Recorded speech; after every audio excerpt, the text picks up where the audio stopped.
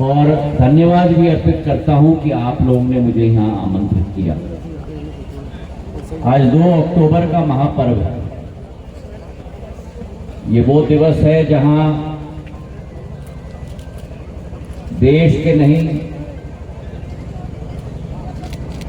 विश्व के नहीं, ये अतिशयोक्ति नहीं होगी कि ब्रह्मांड के 2 ऐसे महान नायकों का जन्म हुआ। एक तरफ राष्ट्रपिता बापू महात्मा गांधी जी ने, जिन्होंने अहिंसा का पथ, जो कई धर्म ग्रंथों में लिखा गया था, उस अहिंसा के पथ को 60 करोड़ की देश की आबादी को चलाने की क्षमता उनमें जो थी, और उस अहिंसा के पथ पे चलकर एक देश को स्वतंत्र कर दिया। पूरे विश्व के इतिहास में अमर हमारे बापू को हम आज श्रद्धा सुमन अर्पित करते हैं। और वहीं इस भारत माता की माटी के सपूत, देश के द्वितीय प्रधानमंत्री लाल बहादुर शास्त्री, जिनका नारा था जय जवान और जय किसान, और एक नारे के साथ कैसे देश के रुख को परिवर्तित किया, डेयरी के विकास के आधार पर, श्वेत क्रांति के आधार पर,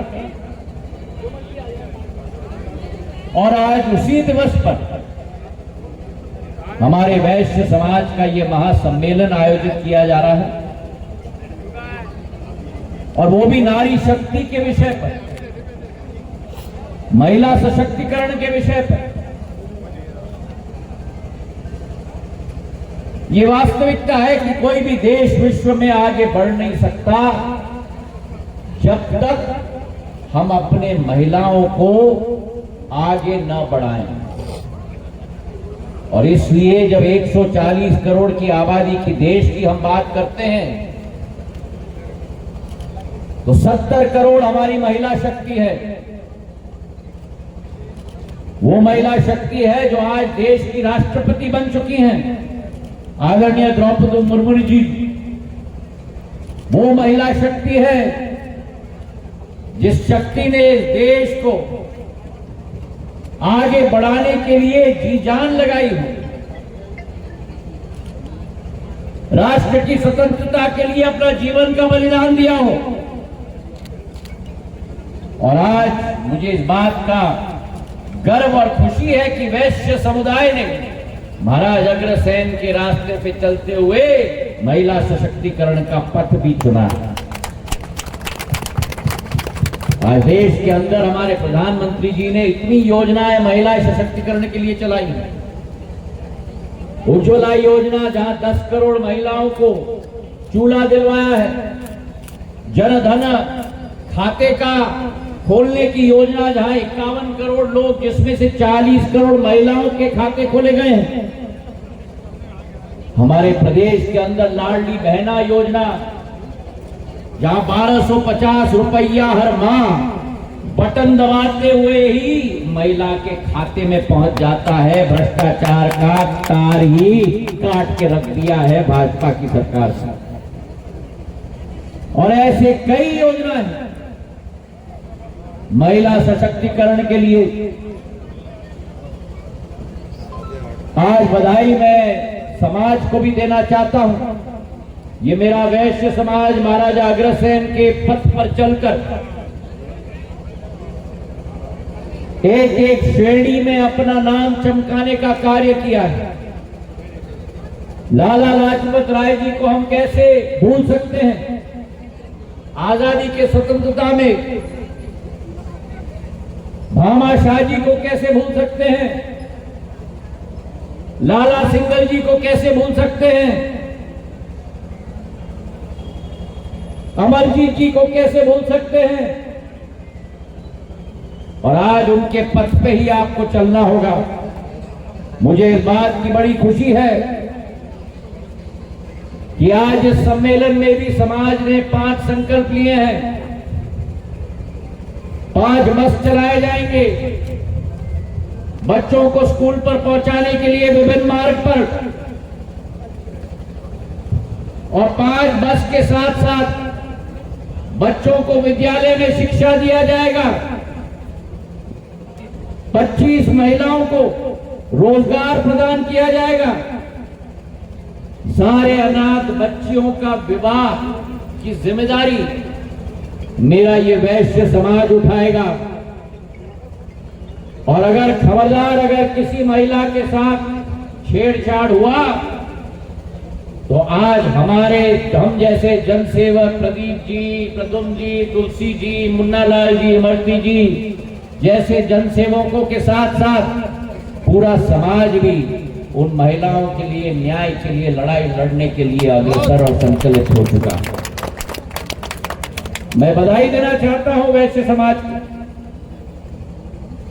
और ये विश्वास दिलाना चाहता हूं कि आपके वजह से आज देश आगे बढ़ रहा है।